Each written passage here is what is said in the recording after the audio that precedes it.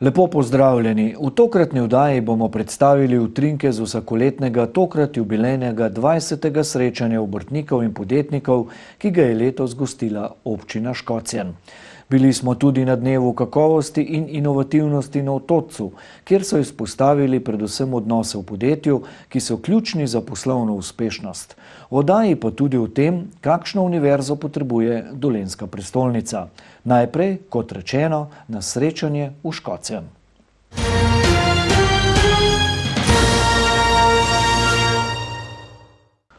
Obrtniki, podjetniki in številni samozaposleni združeni v novomeški obrtno-podjetniški zbornici so se nedavno zbrali v Škocjanu. Jubilejno 20. decembrsko srečanje so kot običajno namenili druženju s podelitvijo priznanj in ključev za dolgoletno delo na področju obrti in podjetništva, pa so mu v zbornici pridodali še slovesno noto. A so vseeno opozorili na težave, zaradi katerih so po njihovem mnenju primorani delovati v še zdaleč ne optimalnem poslovnem okolju. Novomeška območna obrtno-podjetniška zbornica, stanovska organizacija fizičnih in pravnih oseb, danes združuje več kot 800 obrtnikov in podjetnikov. Jubilejnega decembrskega srečanja ob skorajšnjem koncu poslovnega leta pa se je udeležilo prek 300 članov iz 8 dolenjskih občin. In smo zelo veseli takšnega odziva, kar nam potrjuje še dodatno, da smo na dobri poti in da nam zaupajo in da dobro delamo. Decembrsko srečanje obrtnikov in podjetnikov je, kot pravi prva dama novomeške območne obrtno-podjetniške zbornice, namenjeno tudi pogledu nazaj na prehojeno pot v letošnjem poslovnem letu.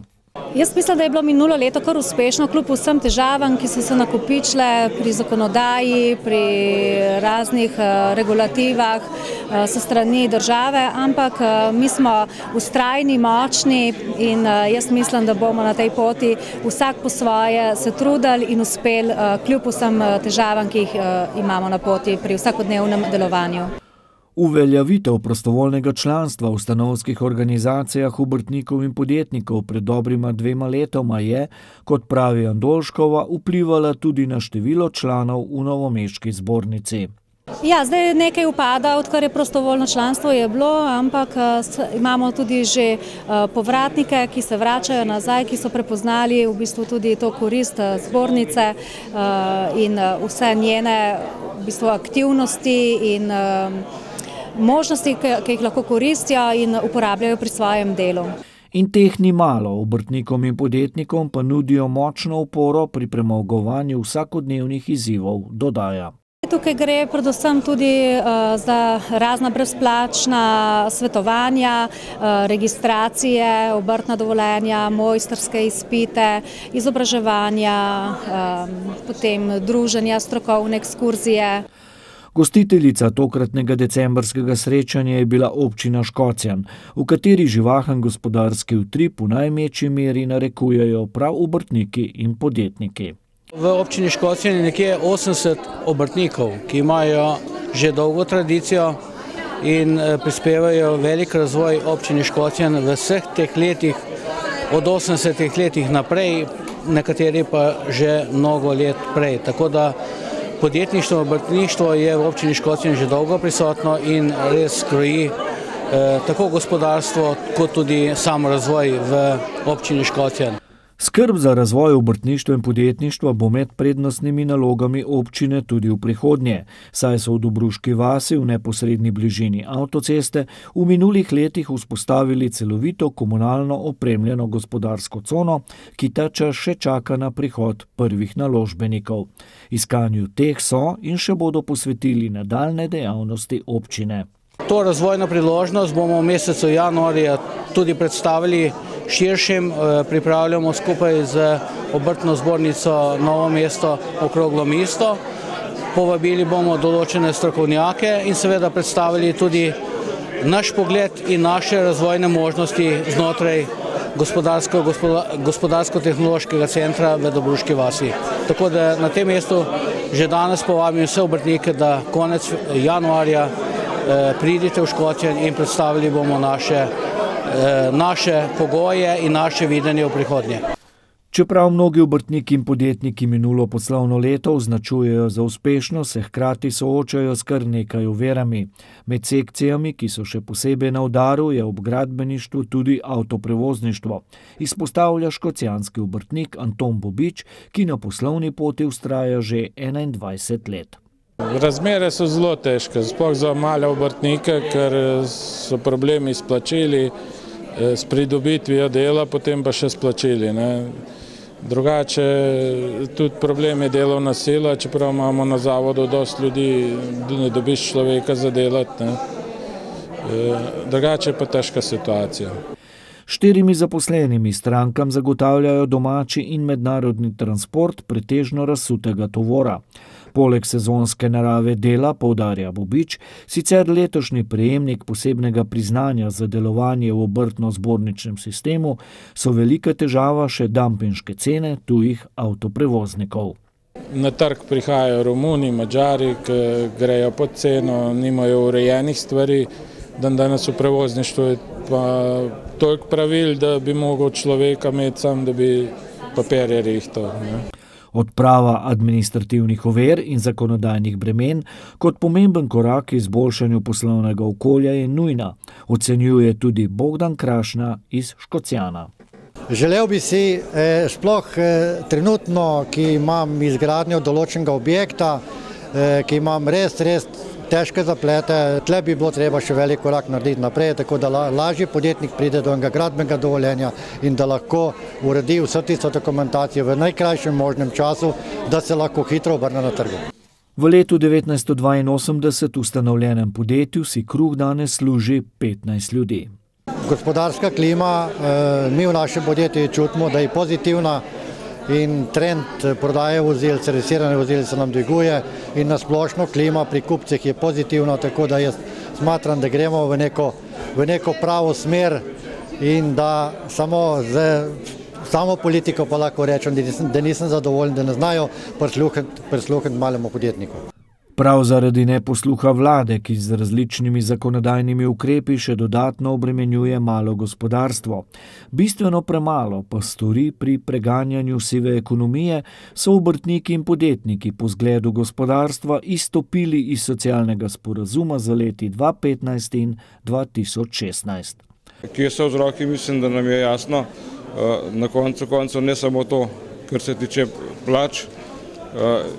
Mi obrtniki vidimo tudi nesodelovanje vlade v vseh projektih, ki smo jih pravzaprav predlagali, da se spremenijo. In povsod pravzaprav so bile odobritve strani predstavnikov vlade, da rečem po domače, povsod so kimali. Na koncu pa, ko je bil zakon sprejet oziroma ko je bil zakon osnutek pripravljen, pa naših predlogov ni bilo nikjer upoštevanih. Obrtnikom in podjetnikom, ki kot povsem nepotrebne ocenjujejo tudi davčne blagajne, tako ni preostalo drugega kot izstopiti iz socialnega sporazuma, dodaja Novak. Pravzaprav je to prvi korak, ki smo ga naredili. Jaz mislim, da koraki naprej, ukolikor ne bo posluha, bojo morali še slediti. Navkljub neoptimalnemu poslovnemu okolju in številnim zakonodajnim bremenom, ki dnevno pestijo obrtnike in podjetnike, se ti z optimizmom ozirajo v prihodnje poslovno leto. Ja, tako moramo. Jaz mislim, da ja. In kdor je do zdaj preživel vse te krize, bo tudi naprej lahko bil uspešen in dobro delal. Na vsak način moramo biti optimisti. Jaz upam, da bo tudi ta vlada, ta država spregledala, kje pravzaprav je tisti potencial za gospodarski zagon in da ga bo izkoristila. Jaz se vedno vsako leto oziram z optimizmom. Včasih nam prinese mnogo več, kot pričakujemo, včasih tudi kakšen korak ne gre tako, kot bi želeli, ampak se je celo življenje sestavljeno iz nekih vzponov in ne ravno padcev, ampak mogoče zdaj se tudi kakšna stvar je dobro, da je dvakrat premisliš, pa da se malo ustaviš. Glejte, rojen sem v obrtniški družini in obrtnik bom ostal verjetno do konca. Preživeli bomo, zato smo obrtniki, ker to smo tako ena posebna sorta ljudi.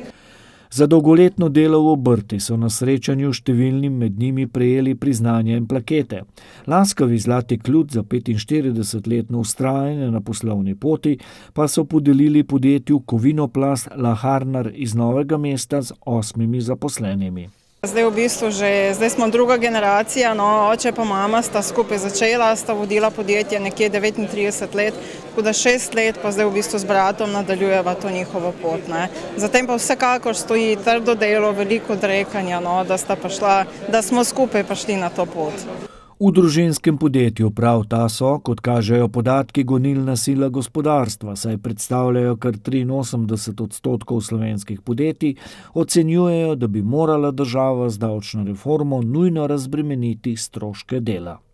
Ja, jaz bom rekla, glede na to, da smo podjetniki, obrtniki, da za nas vsekakor bi potrebna neka razbremenitev nekih davkov, karkoli na tem področju, recimo tudi delovna sila. Mi imamo, bom rekla, veliko konkurenco recimo iz Evrope, ker je veliko cenejša delovna sila, recimo Poljska in te podobne države, recimo, in nam to zelo otežuje recimo prodor v te tuje trge, recimo. Tako da to bi bilo super, če bi bilo kaj takega.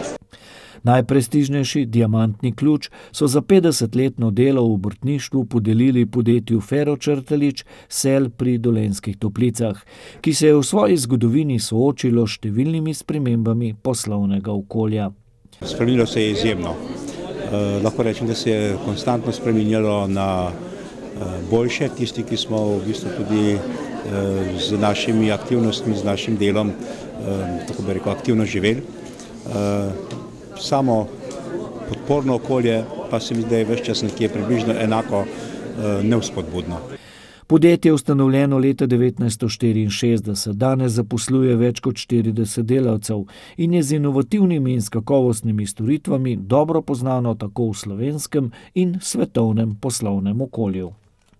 Predvsem bi si želel stabilnih razmer, pa naj so to in politične, kot tukaj ekonomske. Zdaj na ekonomske mi ne moramo hudo veliko vplivati, ker to je stvar praktično celega sveta. Politične, pa naše notranje, bi pa lahko že zdavnaj presegali in bi lahko mnogo bolj nekem miru in nekem normalnem svetu delovali in s tem tudi mnogo večje uspehe dosegali. Slavnostni večer obrtnikov in podjetnikov so oplemenitili še z dobrodelno noto. V škocjanskem podjetju Avtocenter Krašna so sredstva, predvidena za novoletno obdarovanje zaposlenih, namenili družini Strasberger za zdravljenje s težko boleznijo prizadetih 6-letnih dvojčkov. Dobri odnosi na delovnem mestu so temeljni gradnik odličnosti. Tako bi lahko povzeli ključno misel 18. dneva kakovosti in inovativnosti na Otočcu, ki poteka pod okriljem Regijske gospodarske zbornice. Dobri odnosi namreč vodijo v odličnost poslovanja, slabi pa v nezadovoljstvo med zaposlenimi. Dobri odnosi so del kulture podjetja, temeljijo pa na vrednotah, kot so zaupanje, znanje, poštenost, odgovornost in spoštovanje, poudarjajo naši sogovorniki. Ravno skozi ta sistem vrednot želimo, skozi celoten sistem zagotavljati to odličnost odnosov. Bistveno pri tem se mi pa zdi voditeljstvo, vodenje in pa močan lastni zgled, ki ga vodje moramo dati v zgled tem vrednotam. Odnosi so izjemnega pomena, ker brez ustreznih odnosov, brez prijateljstva med zaposlenimi so rezultati bistveno nižji, slabši kot pa sicer. Gradimo jih tako, da skušamo povezovati ljudi na različnih ravneh okoli istega cilja, okoli istih novosti, razvoja novih izdelkov, včasih reševanja problematike, tako da povežemo različne ljudi z različnih organizacijskih enot in jim damo skupen cilj. In če so odnosi pristni, spoštljivi, usmerjeni k istemu cilju, potem je tudi rezultat podjetja tak, kot si ga želimo oziroma smo si ga zastavili. Posvet, katerega sponzor je bil Revoz, so pripravili v sekciji za kakovost in inovativnost v sklopu Gospodarske zbornice Dolenjske in Bele krajine. Odnosi so gradnik našega življenja, tako znotraj podjetja, poslovno, kot tudi izven podjetja, se pravi naše privatno življenje. In vkolikor ti odnosi niso v redu postavljeni, vkolikor niso v redu, potem pa zapravo lahko pričakujemo težave. Torej želimo si dobrih odnosov z različnimi deležniki in to pravzaprav tista energija, ki nam potem daje moč, da lahko uspešno gradimo odličnost našega poslovanja. Dobri odnosi pa niso pomembni le navznoter, ampak tudi navzven, saj mora sleherno podjetje na trgu odličnost negovati tudi v odnosu do dobaviteljev, poslovnih partnerjev in nenazadnje kupcev. Ja, odličnost navzven je tudi izjemnega pomena. Ravno tako, kot je partnerstvo in pa zaupanje vrednota znotraj podjetja, je ta vrednota tudi zunaj podjetja. Tako da z našimi deležniki želimo imeti ves čas odkrit, pošten odnos, na ta način graditi spoštovanje in pa zaupanje, ker je to tudi motiv in pa vodilo dolgoročnega uspešnega sodelovanja. Adria kot podjetje je močno vpeta v delovanje s svojimi deležniki, s svojimi odjemalci, predvsem in svojimi dobavitelji. In ta odprtost oziroma usmerjenost k kupcu, pa odprtost za nove inovacije, angažira naše zunanje deležnike, na eni strani kupce, na drugi strani dobavitelje, da so močno vključeni v naše procese, v naše odločanje in skozi to tudi vzajemno gradimo odlične odnose, ki, bom rekel, v končni fazi donesejo tudi k odličnim rezultatom. Vsak zaposleni pač mora svoj odnos graditi z partnerjem, s katerim dela posel in sigurno je to, bom rekla, pomembno, da izhaja iz svojih vrednot, da je spoštljiv, da prav tako spoštuje stranke, s katerimi dela, potem je tudi ta rezultat večji oziroma sigurno bolj zanesljiv. Kakorkoli pogledamo skozi celotno organizacijo, skozi procese, brez odnosov nikjer ne gre. Če pogledamo zopet odnose do kupcev, odnose do dobaviteljev, če imamo dobre odnose z njimi, potem smo lahko zadovoljni z končnim rezultatom. To je nenazadnje zadovoljstvo kupcev, ki so zadovoljni z našimi proizvodi, ki jih kupimo, ki jih zopet naredijo naši zaposleni, ki imajo dober odnos do proizvoda, ki imajo dober odnos do organizacije. In če tega ni, potem se to vidi tudi v končnem izdelku, dodaja prvi mož Regijske gospodarske zbornice. Pobuda za ustanovitev univerze na Dolenjskem ni od včeraj, a je zamisel o njeni uresničitvi še vedno zgolj na papirju. Tako lokalna in državna politika kot obstoječi visokošolski zavodi in fakultete imajo namreč različen pogled na to, kakšno obliko univerze ta prostor potrebuje. Kakšne so morebitne možnosti razvoja visokega šolstva v jugovzhodni Sloveniji, je bila tema okrogle mize na novomeškem visokošolskem središču, ki so ga pripravili v lokalnem odboru stranke Modernega centra. Profesor Peter Novak trdi, da nove državne univerze v Novem mestu še dolgo ne bo, lahko pa bi nastala zasebna univerza, ki bi pokrila določene niše, predvsem na področju zdravstva in razvoja tehnologij. Ampak seveda zato je pa potrebno, da stopi za nas. Iza nas je slovenska in predvsem dolenjska industrija. To je Trimo Trebnje, Adria Mobil, Revoz in seveda predvsem Krka. V tem primeru lahko pride do kadrovskega potenciala, ki ne bi privabljal le dolenjskih in slovenskih študentov, ampak tudi tuje, dodaja Novak. In temu seveda sodi tudi kampus, mi ga imamo načrtovanega, relativno malo stane, če vzamemo dobiček Krke, ona ga v enem letu lahko pokrije in s tem da materialno osnovo za razvoj nekega čist novega koncepta privatnega šolstva v Sloveniji, to je mednarodno privatno šolstvo. Ministrica za izobraževanje, znanost in šport Maja Makovec-Brenčič določnejšega odgovora, kakšno od oblik univerze vidi v Novem mestu, ni podala. Je pa povedala, da prave priložnosti visokega šolstva obstajajo v dobrem povezovanju in prenosu znanja med že obstoječimi programi. Vprašanje, če je v resnici potrebna entiteta univerze kot univerze, bolj gre za to, da seveda že v obstoječih središčih lahko vedno dvigujemo odličnost in to povezljivost in verjetno bi bilo tudi najbolje razmišljati o tem, kako tudi znotraj te nove finančne perspektive, pred katero smo, najti primerne priložnosti za to povezovanje, odpiranje v širši prostor in hkrati seveda tudi mednarodne spodbude povezane z gospodarstvom. Ministrica je opozorila še na izpolnjevanje standardov kakovosti študijskih programov. V konceptu ustanavljanja novih zavodov so ti standardi seveda zelo visoki in bodo tudi vse višji v primerljivosti z ostalimi podobnimi okoli nas. Zato je seveda razmislek lahko v javno-zasebno, vprašanje pa seveda pod katerimi kriteriji in na kakšen način. Gre za veliko odgovornost pri kakršnemkoli takšnem razmisleku in gre za to, da traja v resnici veliko časa, predvsem pa so potrebni izjemni, dobri, odlični človeški viri, ki seveda zmorajo ne samo organizirati, ampak tudi izvajati dobre študijske procese.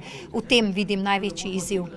Razvoj visokega šolstva v novomeškem okolju je treba nadaljevati v sklopu že obstoječih izobraževalnih zavodov, se je strinjal tudi novomeški mestni svetnik Boruč Kerl.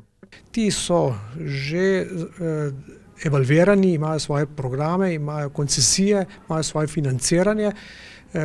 Nadgrado tega je pa njihovo medsebojno povezovanje in to povezovanje jaz vidim v nejavni univerzi. A znotraj konzorcija Univerzitetni prostor Novo mesto, ki združuje Fakulteto za informacijske študije, Fakulteto za organizacijske študije, Fakulteto za industrijski inženiring ter Visoko šolo za upravljanje podeželja Grm, so lani podprli pobudo za ustanovitev javne univerze v Novem mestu, ki pa očitno nima podpore države. Na osnovi tega, kar smo danes slišali, lahko napravi en zaključek, da je v tem trenutku možno razmišljati samo o tako imenovani nejavni univerzi. Država se je odločila, da javnih univerz ne bo več ustanavljala oziroma začasno, dokler bo v tem globalnem procesu finančna situacija problematična, morda pa kdaj kasneje. Torej, univerza bi lahko bila nejavna in tako blizu nejavni univerzi, kot smo ta trenutek, v zadnjih 20 letih še nismo bili. A tu nastopi politika. Blažič meni, da bi ta morda nastanek zasebne oziroma nejavne univerze želela uverati.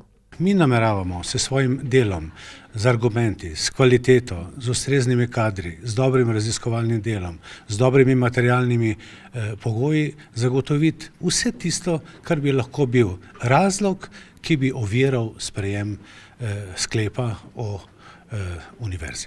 Ta hip visokošolsko središče Novo mesto sicer še ne izpolnjuje vseh pogojev za ustanovitev univerze.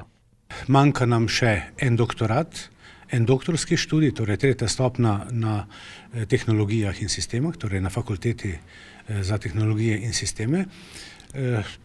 Tak program je mogoče v sorazmerno kratkem času tudi oblikovati in ga poslati v proceduro. Imamo pa seveda tudi 4. še program iz področja informatike in s tem zadovoljujemo čisto vse kriterije za ustanovitev univerze po sedanjem zakonu. Sedanji zakon namreč zahteva 3 fakultete, 3x3, to se pravi na vseh teh stopnjah, in pa še en pedagoški program, ki je iz nekega drugega področja. V luči različnih mnenj pa v mestni občini Novo mesto poudarjajo, da bodo tudi v prihodnje sooblikovali pobude in dejavnosti za ustanovitev novomeške univerze, pri čemer dajejo prednost javni obliki organiziranja pred zasebno, saj verjamejo, da si Novo mesto kot slovenska izvozna prestolnica zasluži manjšo, tehnično usmerjeno javno univerzo. Iz Dolenjske pa za konec še v slovensko prestolnico. City Park, največje nakupovalno središče pri nas, je letos v ospredje postavil otroka. Poleti so obnavljali šolska igrišča, zimski čas pa bodo namenili osrečevanju otrok, še posebej tistih iz socialno šibkih družin. Od 8. do 21. decembra bodo kupci lahko sodelovali v dobrodelni akciji Lepo je dobiti, še lepše podariti. City Park je največje nakupovalno središče v Sloveniji z več kot 125 trgovinami in lokali ter najsodobnejše nakupovalno središče v Ljubljani s prestižnimi blagovnimi znamkami. Lani je City Park obiskalo več kot 9 milijonov ljudi. Kar pomeni, da če rečem, da je Ljubljana recimo nekje krog ljudi, ki se tukaj steka, to je nekje okoli pol milijona prebivalcev, se pravi še z okoliškimi občinami. Pomeni, da vsak prebivalec 18-krat obišče Ljubljane, vsak prebivalec Ljubljane 18-krat obišče City Park, kar pomeni v povprečju vsaj enkrat pa pol na mesec. Tudi letos bodo zabeležili podobno število obiskovalcev, a bo ustvarjeni prihodek nekoliko višji v primerjavi z lanskim. Ob koncu leta se lahko pohvalijo tudi z nekaterimi novostmi. Imamo predvsem popolnoma nov koncept Interspar hipermarketov, ki je letošnje leto se 6 mesecev prenavljala trgovina in imate tukaj edinstveno trgovino na 10.000 kvadratnih metrih veliki površini, take v Sloveniji ni. Prenovili smo tudi nekaj drugih trgovin, prenovili smo trgovino H&M, prenovila se je trgovina Swarovski po popolnoma novem konceptu. Pripeljali smo tudi dve manjši, vendar priznani blagovni znamki, znamko Pandora, znamko Libeskind, tako da smo zadovoljni. Nakupovalno središče je stičišče, v katerem se dopolnjujejo tako nakupovanje kot družabni dogodki. Letno jih pripravijo čez 200. Posebej odmeven je bil februarski spektakel, s katerim so obeležili 13. leto delovanja City Parka Ljubljana. In po čem še se razlikujejo od drugih nakupovalnih središč? Ja, jaz bi rekel, da je City Park drugačen, predvsem zato, ker v prvi meri zelo spremljamo želje potrošnikov in pa potrebe potrošnikov in se tem potrebam in pa željam ali pa zahtevam tudi prilagajamo. To pomeni, da vedno iščemo take koncepte, ki potrošniku najbolj ustrezajo in stalno skrbimo tudi za novo in novo ponudbo. Na drugi strani pa je drugačen tudi po, da rečem temu, skrbi za ljudi. In sicer organiziramo najrazličnejše dogodke za naše obiskovalce, da jih razveselimo. Ne nazadnje pa je pomembno ali pa prednost našega središča tudi to, da želimo kupca pač vsaki dan navdušiti z nečem novim. Nikoli ne strmimo k temu, da bi kogarkoli posnemali, ampak vedno želimo biti edinstveni in drugačni od ostalih. Edinstveni in drugačni so tudi v teh dneh, saj so v prazničnem decembru za obiskovalce pripravili kar nekaj posebnosti.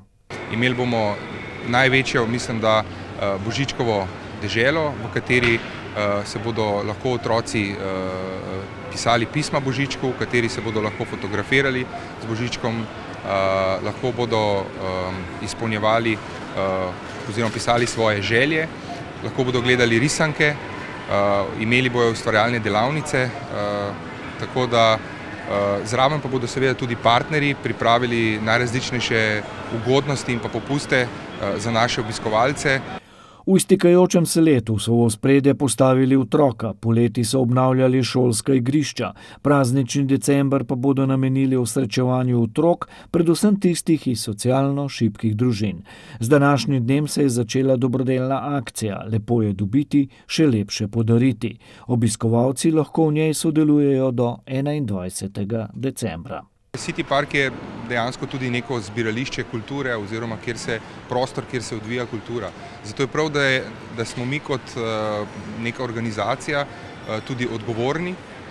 Tako smo letošnje leto se odločili, kot rečeno, za pomoč otrokom in bomo v sklopu te Božičkove delavnice imeli zbrane želje 50 otrok iz socialno šibkih družin, kjer bodo obiskovalci lahko te plakete, kjer bodo zapisane želje, izobesili iz smrečice in jih izpolnili. To gre za majhne želje, otroci si želijo mogoče kakšni samo bombone, kakšno majhno igračko, tako da verjamem, da bo ta akcija uspešna. Mi bomo tudi nagradili potem te, ki bodo obdarovali otroke in s tem upam, da spodbujamo tudi to dobrodelno noto, ki je v tem času decembrskem, ko si marsikdo ne more privoščiti vseh stvari, še kako dobrodošla in primerna. Da bo praznični decembrski čas v prihodnjih tednih ob obisku City Parka še lepši, bodo svoje pridodali partnerji, ki soustvarjajo celostno podobo največjega nakupovalnega središča pri nas. Tako je, partnerji bodo vsekakor pripravili določene ugodnosti. Naj poudarim, da imamo vedno v decembrskem času tudi še tako imenovane božične sejme, kjer je še dodatna ponudba, kjer je še ponudba dodatnih 30 partnerjev, ki so lahko ali samo neki rokodelci oziroma neke domače obrti, ki ponujajo neke edinstvene izdelke, lahko tudi neki splošni artikli, kvalitetni, ki jih lahko na hitro kupiš, ne vem, recimo copati so zelo želeni, recimo tudi darilo in jih obiskovalci še kako rabijo oziroma jih iščejo. Pomembno je, pravi Pugel, da partnerji sledijo razvojni filozofiji City Parka. Obnavljajo tudi trgovine, letos so jih tako posodobili 15, v prihodnjem letu pa bodo ponudbo razširili z novimi kakovostnimi blagovnimi znamkami. S tem le še bolj utrjujejo sloves, ki so si ga pridobili, da na slovenskem trgu uvajajo modne smernice in najkakovostnejše svetovne znamke. In kaj si potrošniki lahko obetamo od leta 2016, ki je pred vrati? Ja, nadaljno razveseljevanje naših kupcev. Nadejam se, da bomo pripeljali še kakšno blagovno priznano blagovno znamko. Pogovori nekateri že potekajo, ne morem vsega razkriti, se pravi še dodatnih blagovnih znamk. Prihodnje leto bo torej še boljše, lepše, inovativnejše, za kupce prijetnejše in polno presenečen, je še dodal prvi mož City Parka Ljubljana. Sicer je ta eden od 4 nakupovalnih središč, ki jih v Sloveniji upravlja družba SES Center Management. Ta ima 28 nakupovalnih središč v še 5 državah poleg Slovenije, Italiji, Avstriji, na Češkem, Madžarskem in Hrvaškem. SES nakupovalna središča so že 9. leto med največjimi prodajnimi središči v Sloveniji. Toliko smo pripravili v tokratni oddaji. V našo družbo vas vnovič vabimo prihodnji torek.